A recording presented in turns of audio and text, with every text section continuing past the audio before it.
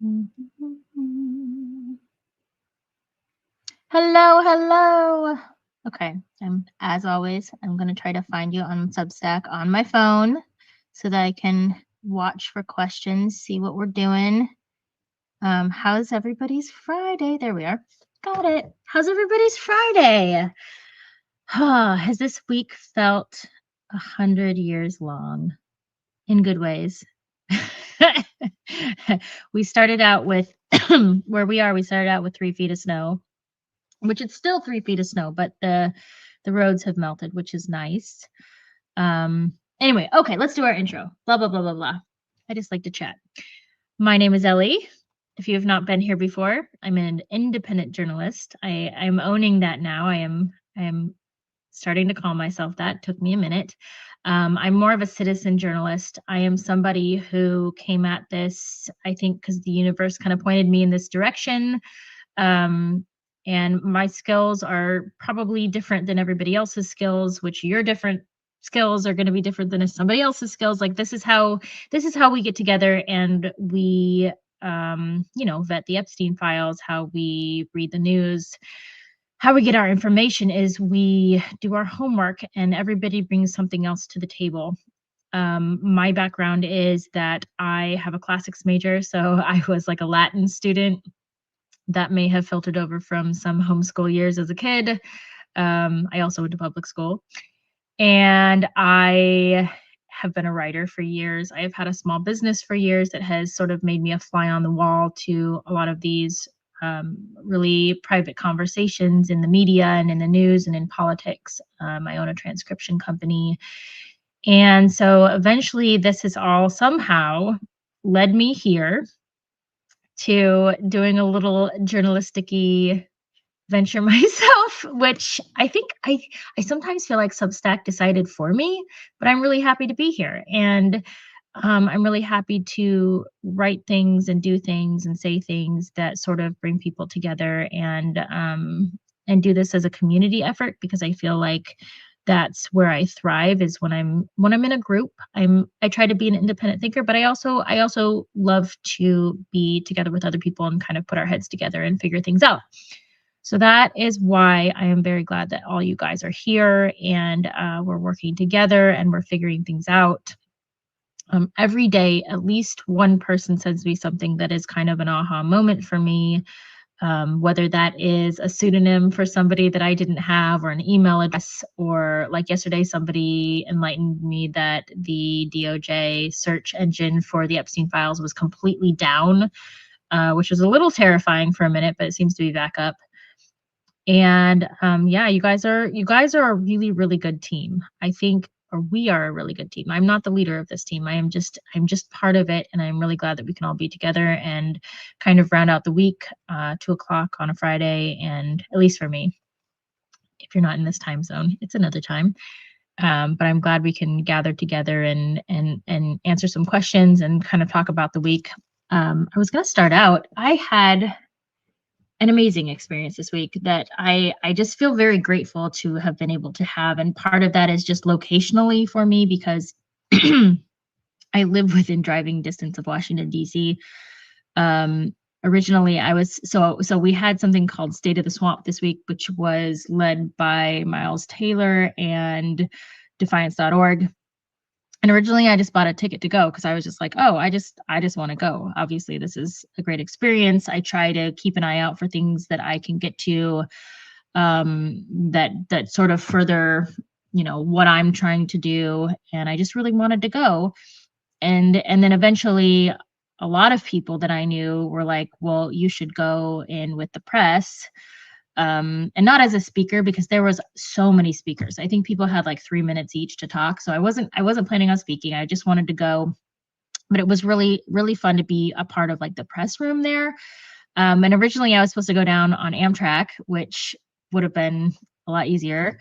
But because of the weather, most of the trains had been canceled and I just didn't want to deal with that. So I ended up renting this really teeny tiny little clunky car and driving to DC, which was fun. It was like I got my coffee, I had some music, sent my kids to school and drove to DC. And it was good for me. It's good for a mom of 4 to get out and do that kind of thing once in a while.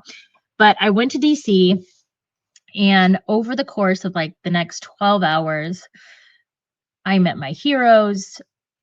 I met people. I didn't meet people. These were people that I see every day, like Waj and Lev Parnas and Harry Dunn, and like people that I see often. But it was lovely to just like see, as the kids say, become IRL friends, right? Like we actually got to hang out and eat our dinners together or whatever, go get drinks, really foofy little like chopped vegetables that were all rainbowy, and I took lots of pictures of food. Um, I got to meet, a lot of people that I really admired and I have followed for a long time. And then watch people speak. And some of the moments that I remember, like Joe Walsh, which he's great to meet in person, and his wife, um, I got to listen to him speak and just how fired up people are. Glenn Kirshner, how fired up, um, and then just see some of these really, really amazing journalists like Mehdi Hassan and um I'm just gonna forget a whole bunch of names, but I got to meet people that I've looked up to for a very long time, and just like realize the best part was just realizing they're normal people, and there's nothing bigger about being famous or being on a TV, that in person you're just a real person, and everyone was lovely.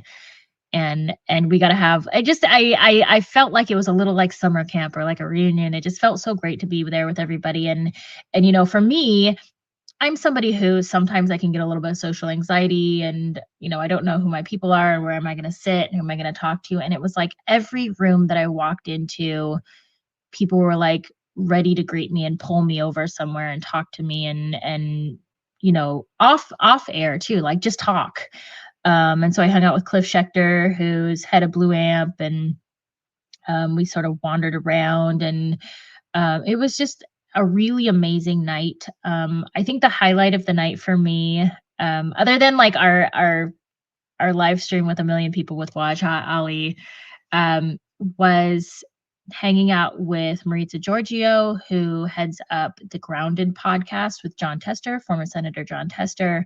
If you're not subscribed to them, it is like a gem. It's a diamond in the rough. It is a beautiful podcast, but they bring on, I mean, they had Rachel Maddow on last week, and I feel like they just need the biggest audience, and they're doing such important things. But Maritza is also from, like, she knows people that I know, and we're both from Missoula, um and so we finally got to just hang out and go to the bar afterwards with John Tester, and then like my former governor Steve Bullock, which was a moment that I never thought I would be like out at a bar with Steve Bullock. That was great.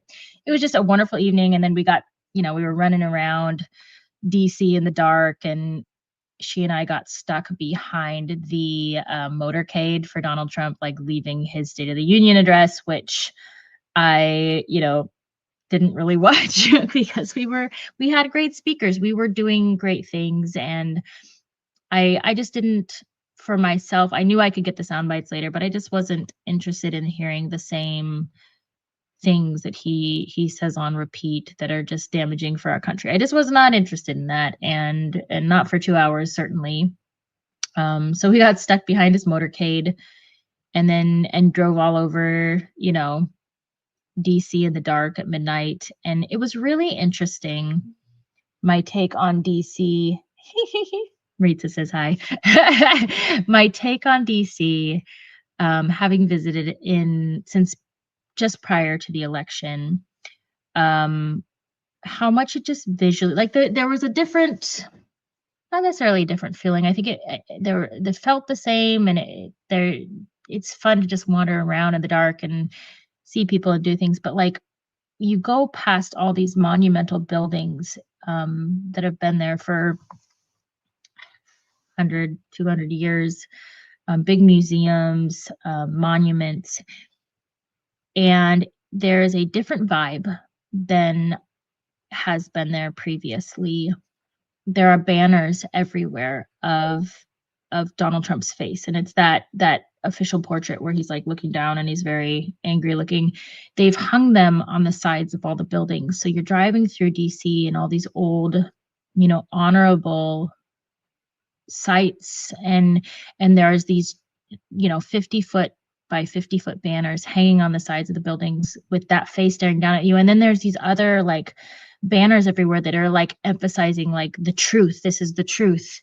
And I just remember thinking like, and I think Maritza and I talked about this, like that the level of propaganda is so,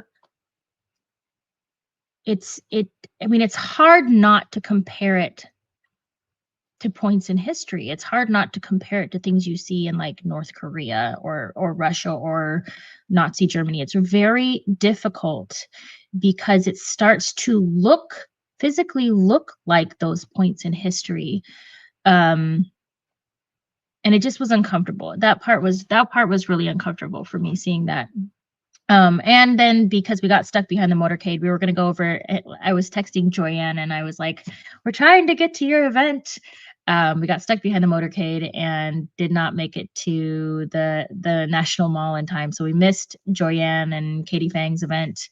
But it was just really lovely to wander around and just see such an important place and be close to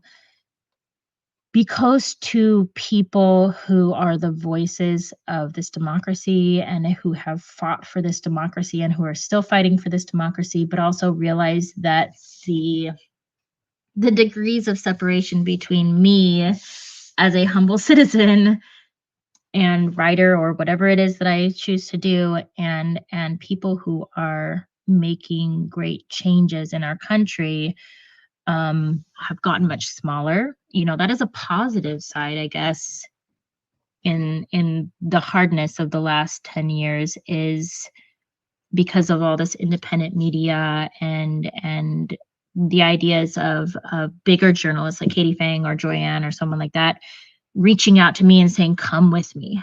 I'm going to help you. I want to carry you along. I want to teach you, like, so kindly and willingly, like all those degrees of separation between citizens doing their homework and major journalists that have a big audience, like, have gone away.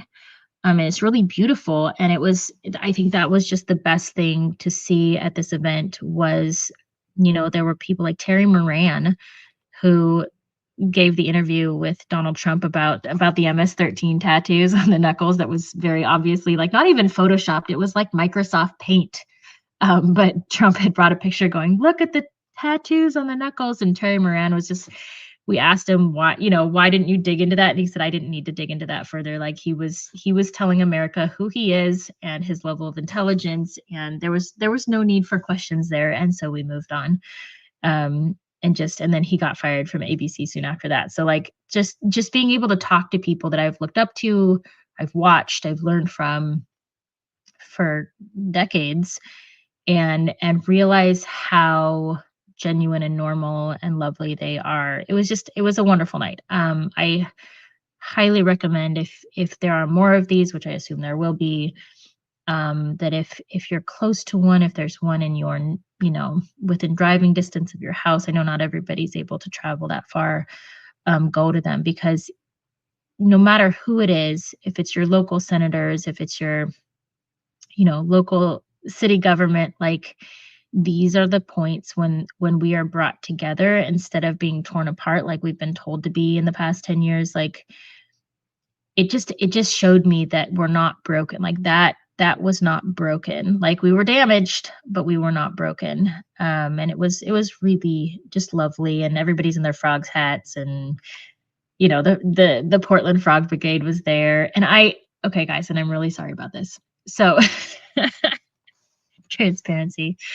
The night before, on Monday night, I had watched The Untouchables, because I was like, if I meet Robert De Niro, I don't, and he, because this was never gonna happen, but like, and he asks me what movies I've seen, I don't want to say like Meet the Parents. Like, I don't want that to be my answer, that it was Meet the Parents, because I know I've seen lots of Robert De Niro movies, but I know that would be the first thing that comes to my head. So I was like, nope, I'm watching The Untouchables tonight.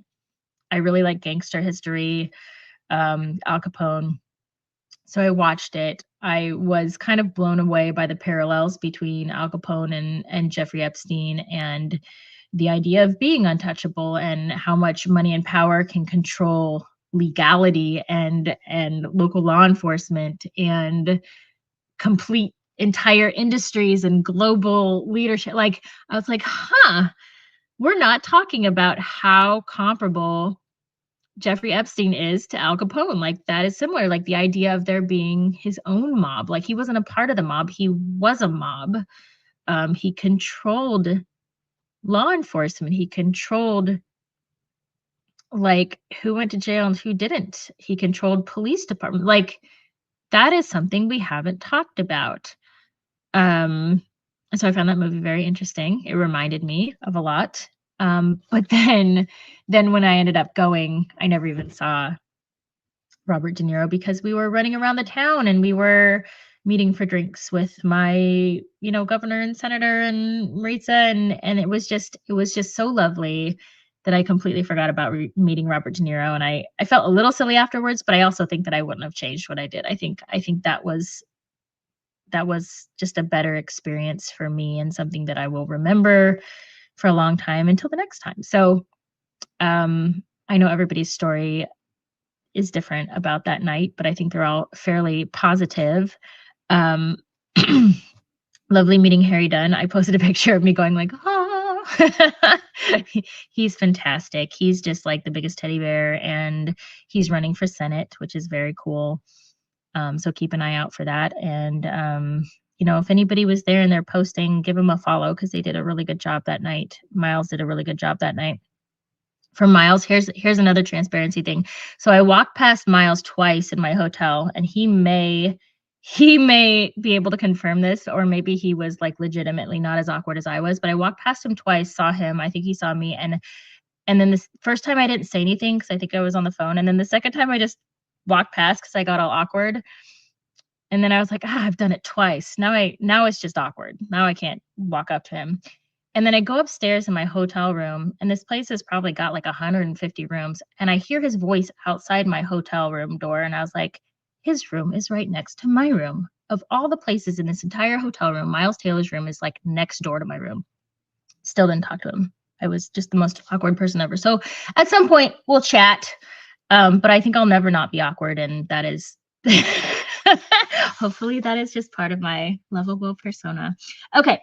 So that was State of the Swamp. If you guys haven't watched it, it's kind of long, but it's fun to watch in just like pieces because, again, Joe Walsh's speech, my favorite of the night.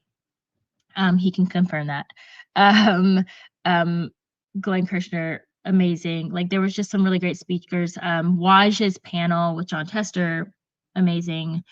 And I think that was when Glenn spoke as well. So that was it was just really well done, and it was just a very happy event, and people were so kind. And so that's all on YouTube. I've posted it. A lot of people have posted it. So if you want to go watch it, you want to watch the whole thing, amazing.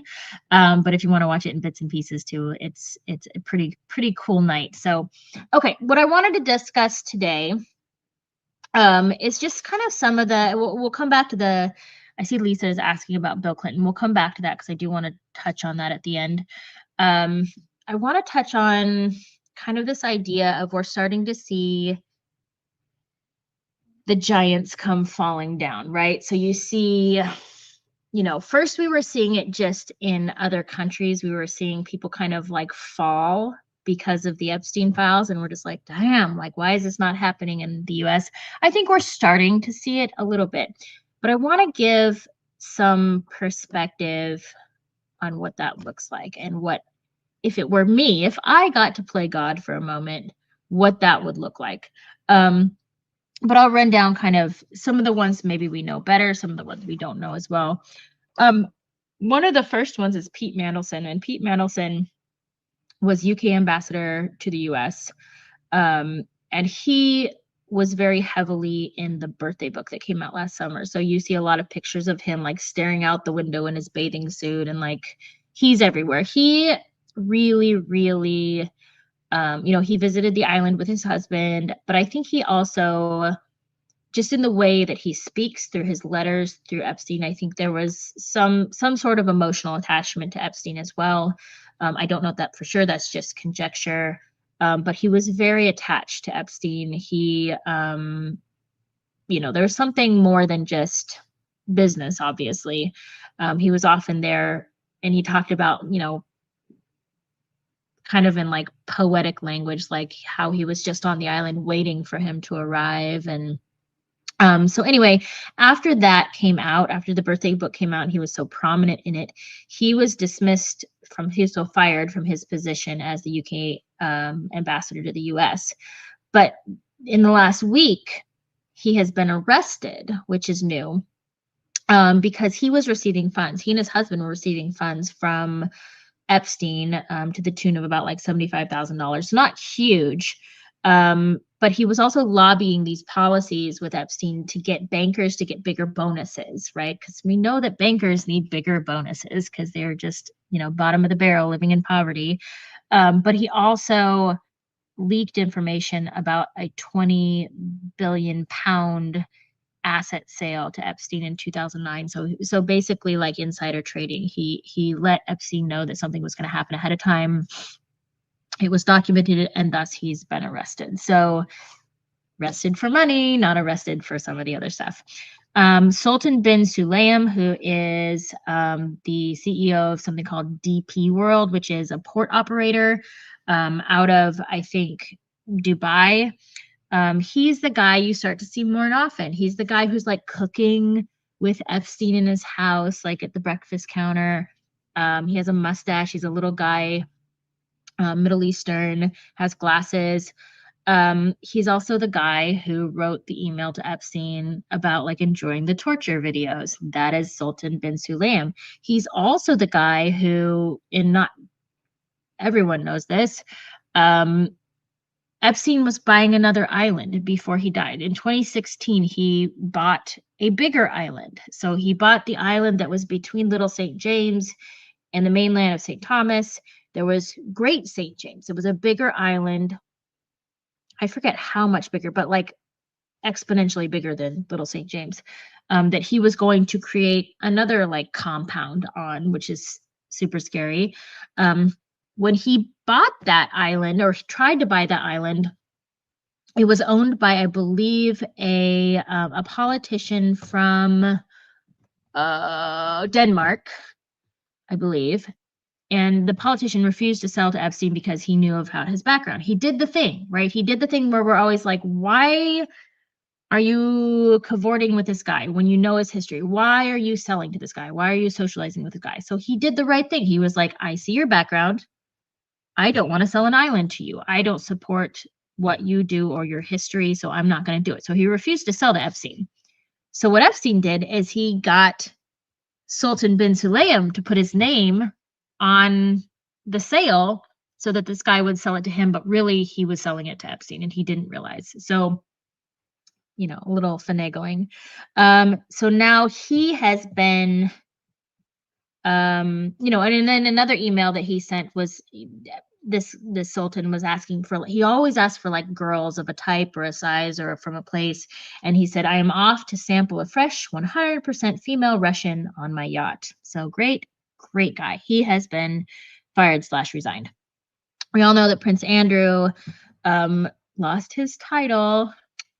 I mean, okay, what does that even mean? We were playing house, and he's forced to live in like a less big palace or something. I don't know. He, again, was also arrested in the last week not for sex stuff. He was arrested for sharing some sort of secretive information. So, and of course, paid his bail and he's out. Larry Summers, who is the former president of Harvard, which Harvard needs to be like gutted and investigated, and every inch of that campus was like funded and in cahoots with Epstein, multiple professors and departments, and they were making money even after they said they were not making money from him. Like, it's all a thing. But Larry Summers was close with Epstein and he was the president. And when I say close, like, I don't know that anybody was truly friends. Maybe Steve Bannon. But I think that a lot of these people thought they were friends, but they were kind of like sycophants. They were groupies. But everybody could cut somebody, when they needed something, they would be willing to cut someone out. So it's not friendship like you or I have our close friends. It was nothing like that. It was handshakes. I don't know how you describe it. But so Larry Summers, who is obnoxious, by the way, he has been teaching as a professor. He's no longer the president. And in many emails, and I've documented quite a few on Substack, it was him having affairs with like flight attendants and people that Epstein was sending to his hotel room in other countries, and meanwhile talking about his wife and then acting like a little child, like, emailing Epstein and being like, do you think she likes me? Do you think she's going to call me back? I mean, just like the president of Harvard, this person that you would think would just be highly academic, maybe a little bit stoic. No, he's just like, was I cool there? Did I say the right thing? He is resigning at the end of the year. So by choice, he is leaving his position at Harvard at the end of the school year. So nothing, right now. Bill Gates has admitted this week to affairs with 2 Russian women. He was not going to Russia and getting his own women, if we are going to read between the lines. He was not like going, I'm going to take a Microsoft trip to Russia and secretly get women. He was getting women from Jeffrey Epstein. That's how he got Russian women. And the Russian women that Jeffrey Epstein got were, some were of age, but not all of them. And Russia was, excuse me, hold on. Russia was a hot spot. If you look at the JP Morgan emails and the lawsuits there and all the bank accounts, it was a lot of underage Russian girls. So if he says that he was having affairs with Russian women, that is something that needs to be looked into, and he needs to give over some information. He's somebody who very much needs to be subpoenaed. He would also have been getting girls from Jean-Luc Brunel. Jean-Luc Brunel was kind of the major trafficker. I'm going to mispronounce this, but I'm going to try to find my Norwegian roots here. Thorbjorn Jagland. That is probably not how you pronounce his name. He's the former PM of Norway.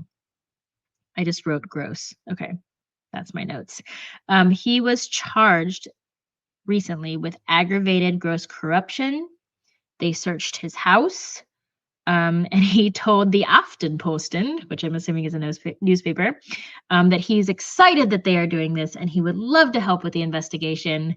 And then shortly after, he attempted suicide. So apparently he's not as excited as he told the Aftenposten. But he is somebody who's in a lot of emails. He was very interactive. There's also the I forget what her name is. But the princess of Norway was, in there a lot.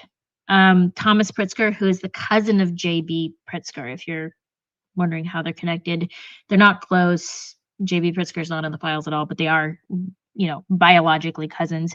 He's the head of Hyatt Hotels, and he's resigning because of his place in the Epstein files. I'm going to circle back to these. So I have a reason why I'm going through this list. Kathy Rumler, who is the former White House counsel under Obama, resigning from Goldman Sachs because she's obnoxiously in all of Epstein's emails and in a very obnoxious way. Brad Karp, who's the head of a prestigious law firm, he's resigning because he's in the files. Jez Staley, who was very close with Epstein, second in command at JP Morgan, and then he became CEO at Barclays.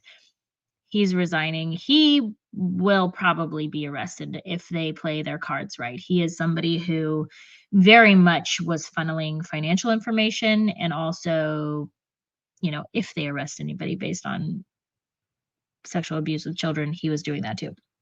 Leon Black, same thing, resigned from Apollo. George Mitchell, Maine senator, 92 years old. He's resigning as honorary chair from the Mitchell Institute. Casey Wasserman, who is he owns a lot of things, I found out, but he also owns a talent agency which I don't know if that's the only thing that he's selling, but he's selling his company.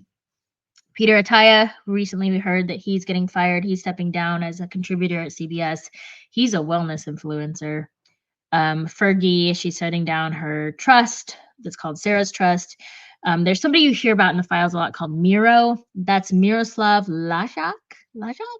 Am I pronouncing that? He's the former Slovakian national security advisor. He is resigning. Jack Lang, who's scary to look at. He's the French culture minister. He is resigning from the Arab World Institute. Okay, why am I naming all these people? Because other than Mandelson, Pete Mandelson, and Prince Andrew, and Thorbjørn Jagland, they have had no legal actions. They're choosing to resign. So, what does that mean for them if there is no legal action? If they are not subpoenaed? Well, Pete Mandelson has $13 million. Sultan bin Sulayem, CEO of DP World, has $8 billion. Prince Andrew has however much play money he has. Larry Summer has $50 million. Bill Gates has $110 billion. Thomas Pritzker has $3.1 billion. Kathy Rumler has $20 million. Brad Karp has $10 million. Jez Staley has $250 million. Leon Black has $15 billion. Casey Wasserman has $400 million. Peter Attia has $15 million. And Jack Lang has $15 million. So all these people are retiring. They're retiring. That is their punishment. They're retiring to their millions and billions of dollars after being part of a 3 decades long sex trafficking and racketeering crime ring. They're going to go with their $250 million, Jez Staley, and they're going to go to their yacht that he spends a lot of time talking about in the files that he built himself. And they're going to go float around the Pacific, and they're going to drink things out of pineapples, or I don't know what rich people do. I have no idea. This is not a punishment. Again, okay, here I get to play God for a minute, hypothetically. Their assets, depending on their level of involvement and if they are being investigated, I believe if it were me and I had this control, I would freeze their assets until we know ultimately what the result of their actions was. To where they have to, I get the idea of innocent until proven guilty, but like that benefits billionaires so much, and it is never used when it comes to survivors. Survivors are always guilty until proven innocent. Like that's how we treat them. And billionaires are never guilty, apparently. I think we should freeze their assets until they are willing to be subpoenaed and until we know for sure that they're uninvolved, because like having somebody go off and retire to 400 billion, I don't know how much money they had, whatever the amount was, is not a punishment. It was probably their plan at some point anyway. They're just doing it earlier. Like George Mitchell, who's retiring from his foundation, he's 92 years old. Like we're telling him to go home as a 92-year-old and live in his money. That is not a punishment. That is not, but that is what America is doing. We're saying that these people have to step down from their positions and they have to dip into their 401ks. And it's very sad. Their reputations are ruined. They don't care. They're ruined in to some independent journalist who lives 100 miles away, but they're not ruined among their friends. They're not ruined among their social circles. They're not ruined at their bank. They don't care about that. As long as they are not being contacted by the FBI, they are not required to talk. They are not required to answer questions. As long as they can change their phone number and their email address so that they can live in anonymity, quote unquote, they don't care. And they're not being punished. So this is not a punishment. And that I will blather a little bit about this, but it's very frustrating to me because when I think about having talked to, some of the legal teams that represent these survivors, they don't have money. Like, we forget that just because somebody is now maybe famous ish, we know their face. Like, so we think of somebody like Annie Farmer. She's on TV a lot. She's interviewed a lot. We know her face. She could be considered famous for this at this point. That does not mean she's wealthy. These women are not wealthy. They do not have an endless stream of cash.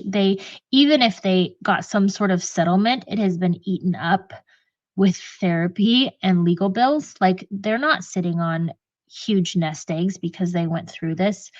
Most of them are in debt because of this. Like, when you see them coming to DC, they don't all live in the DC area. They have to travel. They have to figure out what to do with their kids. They have to figure out daycare. They have to figure out hotels. They have to figure out all this stuff. And they have, a lot of them do have pro bono lawyers, but the pro bono lawyers cannot fight against the lawyers of billionaires. They still financially are put in the hole. And yet, the punishment for these perpetrators and the people who furthered this operation that abused these girls, their punishment is to go home and play with their toys, right? So that's very frustrating for me. I don't really know where to go with that, but I just wanted to make that clear, that when we're seeing people fall because of the Epstein files, you have to look at we have a fall to what? Like, Leon Black is one of the most evil people in these files. We've seen that in the journals of the girls, the coded journals. We've seen it in court documents. He has an MO from biting. Sorry, trigger warning. I apologize.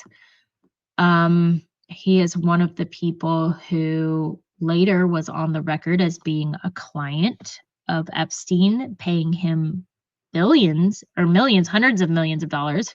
I don't even know how much money. A lot. He's an evil, terrible person. So what is his punishment? He had to step down from a position and be rich. Like, we're not talking to him. We're not even asking him to come talk. We're not investigating him. His name's everywhere. What are you paying Epstein for? Hundreds of millions of dollars. Why? Nobody's asking. Here you are biting a child. Why? Nobody's asking. Here's a journal from the DOJ, the FBI, that they chose not to decode, but was coded by a 16-year-old girl. Like, I could decode it. You could decode it. It was literally just written like vertically rather than horizontally. Like, it was like a word search, right? They chose not to do that. They didn't take the time to do that. In so doing, we have a list of all the men who were hurting children, people who've never been named before. The entire executive board of AOL in Virginia listed. Are we talking to them? Are we freezing their assets? Nope. Are we punishing them? Nope. All we're doing is we're seeing, oh, they had to step down because they were in the Epstein files. Okay, good. America's doing something. America's not doing anything.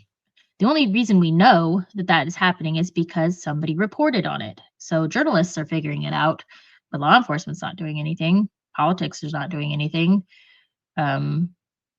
Probably their companies are not doing anything. They probably made these decisions with a handshake and sorry, bud, this is probably the best for you and us, and let us know how we can help, I guess, is probably the closing statement that most of these people are getting as they leave their positions. Like, we'll keep you on here, but you'll be off the record. You'll be off the paperwork. But you'll still always be part of the family, right? Especially these CEOs. So I just wanted to make that clear because that's really, to me, very frustrating, very upsetting. I'm glad to see other countries really, really taking a stand, but I also know it's because you know, I mean, I guess we have Donald Trump to thank for that, is he has burned bridges with every country in the world. And so when it comes to an American investigation about terrible things happening to children, people are like, good, cut, gone. I don't want anything to do with the US. If you are connected to this trial, we're going to cut you too. But in the US, we are the best country in the world. So we are going to support all the men in these files because these are American companies, these are American academic institutions, and these are our people. And innocent until proven guilty. Do we have the depositions from children? Yeah. Are we reading them? No. Are we subpoenaing anybody? Kind of. Are we subpoenaing more than like 1% of the people involved? No. So anyway, I just wanted to, sorry, not to bum you out on a Friday. That was really important to me. I just needed people to know that when we think of people falling for the Epstein files and losing their place or losing their jobs, that it's not really that. They're stepping down from companies that love them and support them and will continue to pay them, but have to save themselves on paper and in the media. And that's just what's happening. And that's how America deals with it. And until we start to see people arrested, until we start to see assets frozen, until we start to see, like reputations legitimately ruined, we're not going to do anything about this. We're gonna say it's all about money, and kids will continue to be abused. And that's just how I feel about it. And that's why I'm working on it, though. But that's why I'm doing this. That's why I'm paying attention to this. And why I'm being obnoxious about this, right? I got my Stay Obnoxious shirt. I'm grateful to everybody else who ordered one. We were able to send a couple $1,000s to the Minneapolis Sexual Violence Center for those shirts. And so I'm really grateful for that. But that's why I stay obnoxious, is because, we're about to put our kids out into a world that continues to support the men who hurt children, and I won't stand for that. And so that's why I'm doing this. Let's ask a few questions. Okay.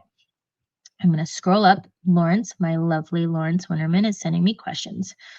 Dr. Snoo asks, is Representative Jayapal on your contact list for your information to Congress? If not, she said in her podcast that people please send her EFTA numbers if you need names to connect dots. She'll look into the unredacted files and we'll come back to you. I don't know if she's somebody. I'm sort of like not direct. I'm connected to it, but I'm not directly connected to it. So I don't know who all is involved on the list. But I could reach out to her. I'm from Washington State, so I do love her. Originally I'm from Washington, but so I could reach out to her, and we are keeping a list of like the most important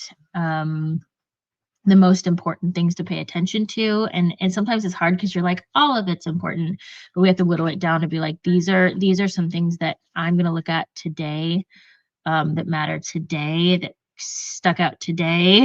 And then we'll send those off because those, might be missed. Obviously, it's some 3.5 million documents. So that's a good idea. Okay, Lisa Nystrom asks, updates on Bill Clinton's testimony. I have not read what came out of Bill Clinton's testimony. I'm not holding my breath. What I hoped would come out of this, and I'm going to be very objective about this because I'm not partisan when it comes to the idea of the Clintons being in the files. I do know that he is like the poster child for the Republicans giving us the Epstein files. They're just like, it's Clinton, Clinton, Clinton. It's not all Clinton. I have not found him to have committed any crimes in the stuff that I've gone through, but I do find him to be a person who was in the room and not unaware of who Jeffrey Epstein was, and Jeffrey Epstein's preferences, and Jeffrey Epstein's reputation. I don't believe people being on that level of in the know and politics and finance and history walking away and saying, I had no idea. I don't believe that. I think there is a very large group of people who, if they weren't involved with what was going on, had an inkling. I've talked to people who are not involved at all, who kind of just came across Epstein in passing, like students at Harvard. I've talked to students at Harvard who were there when he was there, and everybody said, "Yeah, he was a weird guy. He always had young girls with him." And they said that was just very strange. We didn't know what that was. You think about Michael Wolff traveling on the plane in like the late '90s, early 2000s to go to a TED conference with Epstein, and he said, yeah, he had young girls with him that looked like teenagers. Like everybody knew. And if Bill Clinton was around for any period of time, he wasn't innocent of what was going on. To what level, I don't know, but like everybody knew. And this is a dumb aside, but like I was watching the America's Next Top Model documentary this week, and I just felt like it was so parallel to like this, but on a small level of like there were things happening to the girls on that show, and people in the interviews later on said, yeah, but it wasn't my place to say. And I hate it when people say that. I hate it when somebody knows that something is going on with somebody who is vulnerable and they say it wasn't my place to say anything. It is always your place to say something. If you think that something is off, something's not right, and that it involves a child, 100% say something every time you have that right. You are not a burden to society to say something. And so I think Bill Clinton knew. I think he knew. What I hoped from Hillary Clinton was I hoped, and I always hope this for her, that she will at some point step out and be willing to say something not for her husband, but for herself.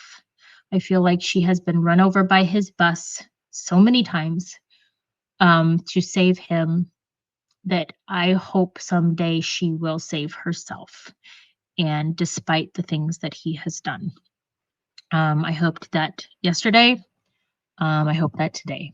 I don't think that that's what happened, but I do, I think she continually gets railroaded for his choices. And that is what it is. Okay. Was Epstein embalmed? Would make a difference if he were to be exhumed? Question since he was Jewish. I don't know. I know that Jewish people are not cremated. And even though they were not, I don't think they were practicing. I think just culturally, I don't think he would have been cremated. That's a good question because he's in an unmarked grave. And I think he's buried near his family, but there's like, for the sake of his family, they put him in a very like quiet, unmarked grave. So I don't know. I feel like some of this stuff has started to come up with his death, that's being talked about more and people are paying attention to it more right now. I'm still waiting to see if something is going to be released about his death in prison. I know that was something that Mark Epstein had said. I've reached out to him and haven't heard anything back, but I'm guessing he's fairly inundated right now. But I'm still wondering if something's going to be said this month that is, different information than we've had before about the death of Epstein. It's a moral dilemma for me to be like, oh, he didn't kill himself, because I just, I feel like the factual, like, grounded person in me struggles with that. But I also just think that there's so many things that went on in that prison that even if he did kill himself were absolutely corrupt and sketchy and didn't make sense. Like Lev has said, Lev has been in the same place. When you're a high profile prisoner, you don't go in the yard for rec. You don't have roommates. Like this is for the protection of the prisoner, right? If you're a high profile person, you don't get the same things that other prisoners get because they are trying to protect you from being in the general population and being harmed by someone. Well, he had multiple roommates. One of them was a former NYPD officer, interesting enough, who ended up killing 3 people. One potential roommate that I don't know if he ever got, but was on the list for being his roommate, was a terrorist who had sent incendiary devices to 13 different politicians, like explosive devices. He was in the same facility, and they were going to have him be Epstein's roommate, which is wild. And just the timing of everything, and the reporting and how much it varied. People saying that he was, the first time around when he supposedly tried to kill himself, some people said that he was talking to them and walking around and like sitting up but refusing to answer questions, and other people said he was having chest compressions. Like, it's just varied so much. So I lean towards that there is more to investigate here, and that the potential for it not just being a cut and dry offing is there. And then also what you have to remember is that he only had 2 indictments against him, and he had only 2 indictments against him the first time, and it was a fairly slim sentence, and he got to leave every day, and it was kind of over and done with. It wasn't like he was going to jail for murder. He had a pretty small set of charges against him again, and so the idea that he would have just been like, nope, this is it, I'm over, is not as likely as you would think. So it's at least something to pay attention to and not write off. But we're supposed to have more information about that. So was he exhumed? I don't know. I kind of went on a rabbit hole. Are the Ellisons in the files? I don't know. That's a good question. I do not know. And that was from Sandy C. Jim Williams asks, haven't heard much about Jamie Dimon lately. Is he circling the wagons, planning his escape? Jamie Dimon. Jamie Dimon is like, I think I saw him speak. I'm pretty sure I saw him speak at the 2023 Deal Book Conference at the New York Times. He's someone who has really, I think, hung out for a long time in a safe space, as if he, all these people were doing terrible things, when he didn't know at his own company, even though he's the CEO, Jez Staley. He has made statements, and again, this is consistent in here. Like, these people make statements where they just, and maybe they forgot, but like, they make statements are like, I didn't know Jeffrey Epstein. I've never met him before. I've never talked to him. I've never seen him. And it's like, you forgot that you went to dinner at his house? Like, and if you went to dinner at his house one time, did you never speak to him ever again? That's not likely. But like, did they, I just don't, maybe they didn't know the level to which we would receive these files, but like, we literally have quotes from Jamie Dimon saying that he's never seen, heard, spoke to Jeffrey Epstein, doesn't know him, doesn't care about the guy. And then we have emails saying, like, what kind of snacks does Jamie Dimon want? Does he want dinner when he comes over tonight? Maybe he forgot that there were emails, but he probably wouldn't have forgotten that he went to dinner at Epstein's house. I mean, it wasn't like it was in the 90s, it was in the mid 2000s. And so then you have to look at, okay, why did you say you never met him? Did you think that would just be the end, or is there something bigger that we're dealing with here that we need to pay attention to? And when it comes to JP Morgan, there's something bigger that we need to pay attention to, and that's just is what it is. Jen, okay. Oh, okay. Jen asks, I think we're at an intersection between Imperial Boomerang and Dietrich Bonhoeffer's theory of stupidity. What do you think? That is way beyond my pay grade, Jen. So I may have to break that one down a little bit. I don't think I can. I mean, I don't know. Maybe someone else can help me with that one. But all right, friends, we are rounding out the hour. If there are any more questions, I'll wait a couple of seconds, but I think we are just about done. It is Friday. And what I hope for all of you, and I know this is not true because we were a family of, we're still a family of railroaders. We don't have weekends. They don't exist. Days off for our family are never on the weekends. But I hope that you all get to relax tonight, put your feet up, watch a good movie, eat a good dinner. I hope you all have roofs over your heads and warm blankets and, family and pets that you come home to that make you feel like this is all worth it and feel loved, and people are always happy to see you and welcoming to you. It's a good feeling, and I just want that for everyone, and I'm grateful that you're here. I'm happy you're here. I look forward to seeing you too. And even if you feel like you're lost in a crowd, I try to pay attention to all of that because I know what that feels like. I've been there.